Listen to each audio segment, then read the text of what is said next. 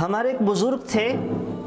بڑے کام اور پتے کی بات فرمایا کرتے تھے، کہا کرتے تھے بچوں اپنا ایک لمحہ بھی ضائع نہ کریں،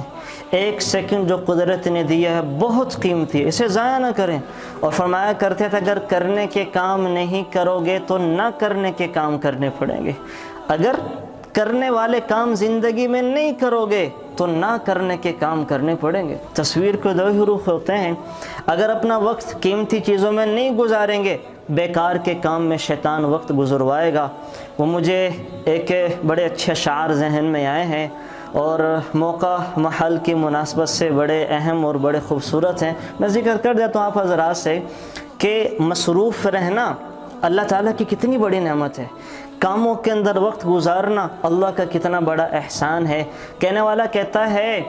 بہت مصروف رہنا بھی خدا کی ایک نعمت ہے، ہجوم دوستاں ہونا، ہجوم دوستاں ہونا، کسی سنگت کا مل جانا،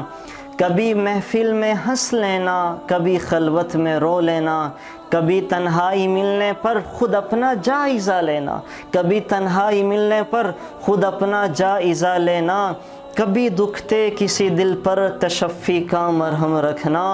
کسی کا راز ملنے پر لبوں کو اپنے سی لینا، کسی کا راز ملنے پر لبوں کو اپنے سی لینا، کسی بچے کو چھو لینا، کسی بوڑھے کو سن لینا، کسی کے کام آ سکنا کسی کو بھی دعا دینا، کسی کے کام آ سکنا کسی کو بھی دعا دینا، کسی کو گھر بلا لینا کسی کے پاس خود جانا، نگاہوں میں نمی آنا بلا کوشش ہنسی آنا، نگاہوں میں نمی آنا بلا کوشش ہنسی آنا، تلاوت کا مزہ آنا کوئی آیت سمجھ پانا،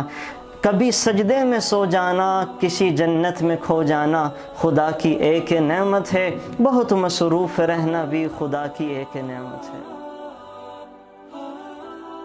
Thanks for watching. Please subscribe, like, share Mufti Sufyan.